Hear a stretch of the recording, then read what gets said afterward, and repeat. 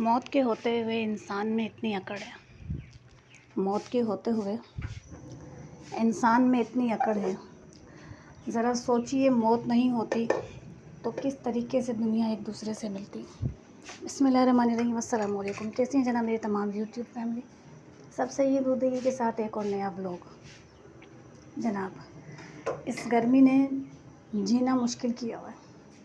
मुझे नहीं पता वो लोग जिनके घरों में पंखे, बैटरी या सोलर की सहूलत नहीं है, वो किस तरह अपना वक्त गुजार रहे हैं। अल्लाह ताला उनकी आसानी करे, उनके मामलात बेहतर बनाए। लेकिन इस गर्मी ने जीना बिल्कुल मुश्किल किया हुआ है। बिल्कुल मुश्किल किया हुआ है इस गर्मी ने जीना। मेरी गुगू छुपी हुई है स्टील के पीछे, नज़र आ रही है। इसको लग रहा है कि मम्मा इसके साथ छुपन छुपाई खेलेगी। अभी तो मैं चाय बना रही हूँ।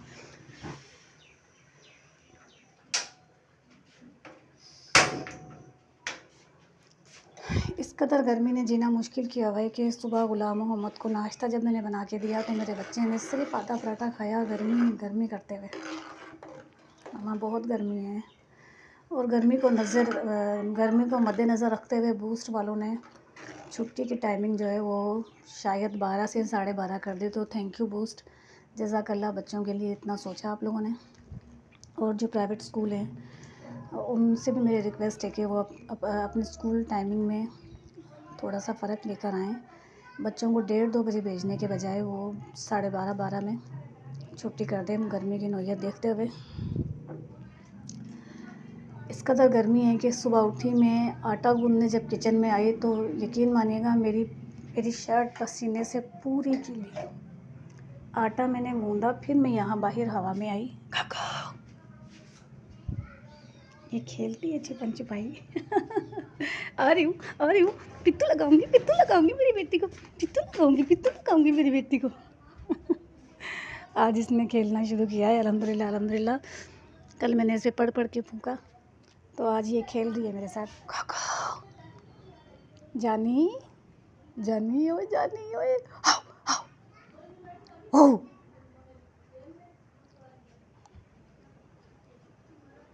हर चीज़ चेक करती है कि रूम में क्या रखा है, क्या कर रही है मम्मा। सुबह उठी, मैंने भिंडी धोकर रखी और फिर काटने का सारा बंदोबस्त करके रखा। चाय चढ़ाई थी, वो चाय अब चूल्हे पे चढ़ी हुई है, तकरीबन बन गई है। चूल्हा बंद करती हूँ। चाय पीने का मेरा कोई मूड नहीं है। इस कदर गर्मी है कि चाय मैं नहीं पी सकती। अच्छा, गर्मी की बात करते करते, स्कूलों की बात करते करते मैं गुगू पे आ जाती हूँ। ये जब मुझे नज़र आती है ना तो बस फिर मैं इसमें मसरूफ़ हो जाती हूँ। औलाद की तरबियत में माँ बाप का बहुत बड़ा हाथ होता है, ख़ास तौर पे माँ का। बाप अगर कमाने के लिए निकला हुआ है तो तरबियत माँ करती है अपने बच्चों की। उनको टाइम देना, उनको समझाना सिखाना, अच्छे बुरे वक्त का बताना उनको। गुलाम मोहम्मद 14वें साल में लग गए हैं। इस उम्र में उनको अच्छा बुरा सही और गलत सब मैं समझाती हूँ, लेकिन फिर भी मैं ये मानती हूँ कि वो बच्चा है, एकदम से वो नहीं समझेगा। वो जिस जगह हम रहते हैं यहाँ के बच्चों के साथ खेल लेता है, बाहर चला जाता है, लोग उसे देखते हैं और उसके लिए गलत बातें करना शुरू कर देते हैं कि गुलाम मोहम्मद फ़लाँ गंदे बच्चे के साथ खेल रहा था, फ़लाँ गंदे बच्चे के साथ खेल रहा था। इस दुनिया में अच्छा है कौन? कोई किस तरीके से गलत है, कोई किस तरीके से गलत है। वो बच्चा है, वो जब आहिस्ता आहिस्ता मेरी बातों को समझेगा तो उसको समझ आ जाएगी कि मम्मा उसे क्या समझा रही है। तो तरबियत करना वालिदैन का काम होता है।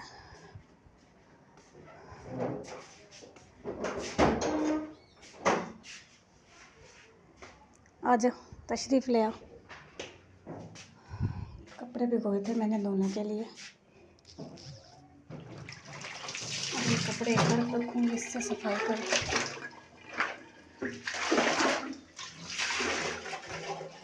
ये ले, और झाड़ू निकाल के पहले अच्छे से सरफ से पूरा घर धो लेना मेहरबानी करके।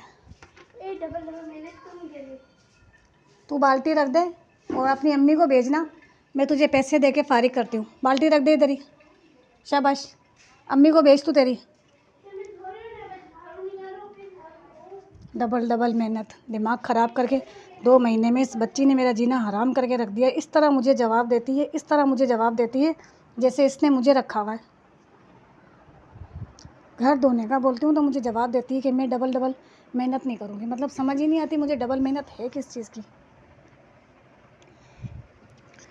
वाले दिन अपने बच्चों की तरबियत करते हैं। कुछ माएँ ऐसी हैं जो अपनी बच्चियों को ये समझाती सिखाती हैं कि ससुराल को जूते की नोक पे रखो।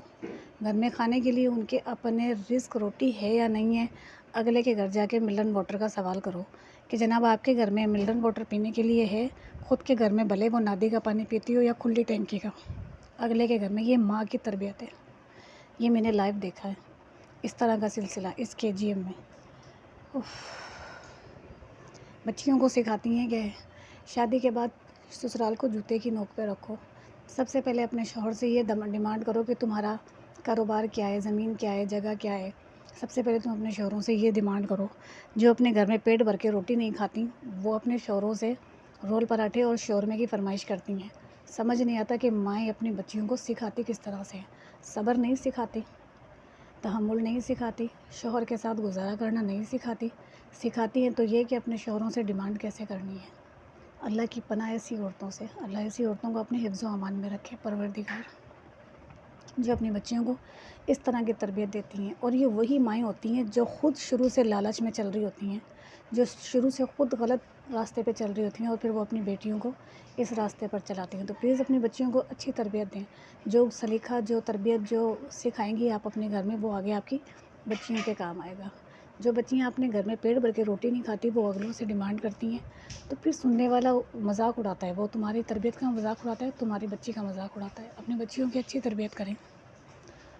ओह, ये गर्मी, और इस गर्मी के अंदर हाल मेरा ये है कि मुझे सब्ज़ी बनानी है, किचन जाके देखना है, मेरी हिम्मत नहीं हो रही है। सफाई करने के लिए वो आई है, लेकिन वो कैसी सफाई करेगी ये बात मैं आपको दिखाऊंगी। इस बच्ची ने 2 महीने में मुझे पागल बना के रख दिया। जो 7 साल से मेरे घरों में मासियाँ काम कर रही हैं ना, उनमें सबसे ख़तरनाक ये बच्ची साबित हुई है। ये मुझे मुंह तोड़कर कह देती कि मैंने घर धोना है या मैंने नहीं धोना है। अल्लाह बचाए मुझे इस बच्ची से। बुलाया मैंने इसकी अम्मा को, और जब वो आती है वो रो पीट के कहती है बाजी रख ले मैं समझाऊँगी, बाजी रख ले मैं समझाऊँगी। सजबील के बाबा सो रहे हैं, सजबील सो रही हैं, और ये हमारा AC है। शुक्रिया हुकूमत बिजली के यूनिट महंगे करने के लिए, बिजली महंगी करने के लिए तुम्हारी बहुत बहुत मेहरबानी। तुमने यूनिट महंगा किया तो पिछले साल से हमारा AC नहीं चल रहा है। इतने अफोर्डेबल हम हैं नहीं कि AC को जो है मीटर पे चलाएं और 20-20 हज़ार बिजली के बिल भरें। पिछले साल ये गलती मुझसे हो गई थी। इस कदर गर्मी थी कि मुझे ब्लड प्रेशर लो रहने लगा था, तो सजबील के बाबा ने रात को 1 घंटे AC चलाने का रूटीन बना ली थी। जब बिल आया तो वो 18,000 कुछ का था। तो ये गवर्नमेंट की मेहरबानी है जिसने गरीब को और गरीब करने के अच्छे से सोच लिए। गैस का बिल इतना, बिजली का बिल इतना, समझ नहीं आती गरीब किस तरह ज़िंदगी गुजारेगा। चलो देखते हैं कब तक ये AC मेरा इसी तरह बंद चलता रहेगा, बंद पड़ा रहेगा। पता नहीं क्या क्या गर्मी से मुंह से निकल रहा है। भिंडी की सब्ज़ी काटती हूँ, बनाती हूँ, फिर उसके बाद अपना ब्लॉग कंटिन्यू करती हूँ। कसम खुदा की बता नहीं सकूँ मैं कि मेरा रोटी पकाने के लिए कितनी मुश्किल हो रही है, कितनी परेशानी से मैंने रोटी का सामना करना पड़ रहा। क्या करूँ मैंने बताओ, अल्लाह की कसम। और औरत देखो, हाल आलम देखो, ये आलम शौक़ का देखा ना जाए। ये गर्मी है, ये गर्मी की शिद्दत, और ये पराठे, ये भिंडियाँ की सब्ज़ियाँ। अल्लाह हाफिज़ ही आदमी का। बहुत मुश्किल ज़िंदगी हो रही है, बहुत मुश्किल ज़िंदगी हो रही है। अल्लाह सुब्हान तआला गर्मी पर रहम करो, हमारा हाल पर रहम करो। बहुत ज़्यादा गर्मी है। सिर्फ 5 रोटी मैंने बनानी हो वही टाइम पर, सिर्फ और सिर्फ 5 रोटियाँ 5 रोटियाँ बनानी हो मैंने। 5 रोटियाँ ना बनाना में मैंने इतनी तकलीफ़ हो रही है कि मेरा दिल नहीं चाह रहा कि मैं किचन में आऊँ। 4 पेड़े ये रहे, 1 ये रही, 5। ठीक है जनाब। सुबह मैंने भिंडी काटी थी, ये बन गया हमारा भिंडी का सालन।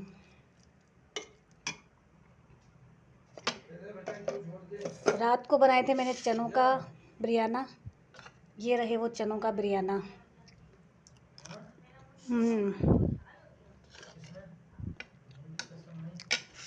यम्मा। और ये बर्तन जो मेरे सिंक में कभी जमा नहीं होते, लेकिन इस गर्मी की वजह से इस चिलचिलाती धूप की वजह से, ये जो धूप है ये इस बात की इजाज़त नहीं दे रही कि मैं किचन में खड़ी होकर सिर्फ ये 5 रोटियां बनाऊं। मैं 10 बार अंदर रूम में जा चुकी हूँ, 2 बार पानी के मगे भर भर के पी चुकी हूँ, लेकिन मुझसे रोटी नहीं बनाई जा रही। बाबा को पानी ला के दें, लेकिन मुझसे ना ये गर्मी बर्दाश्त नहीं हो रही है। तो बाकी की जो रोटियां हैं, जो 5 रोटियां हैं, वो सजबील के बाबा बनाएंगे और मैं इससे ज़्यादा गर्मी बर्दाश्त नहीं कर सकती। मैं बेहोश हो जाऊंगी तो इनका 700-800 का खर्चा हो जाएगा। ये मुझे डॉक्टर के पास लेके जाएंगे, डॉक्टर मुझे ड्रिप लगाएगा।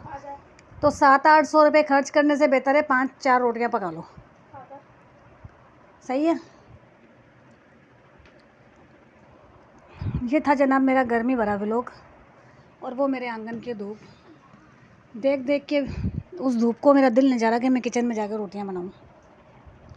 व्लॉग अगर आपको पसंद आया हो, ज़रूर पसंद आएगा, यकीनन क्यों नहीं पसंद आएगा, व्लॉग होते ही इतने मज़ेदार हैं हमारे। तो इसे लाइक करें, शेयर करें, कमेंट करें, सब्सक्राइब करें। सब्सक्राइब तो प्लीज़ ज़रूर करें और दुआओं में याद ज़रूर करें। अल्लाह हाफ़िज़।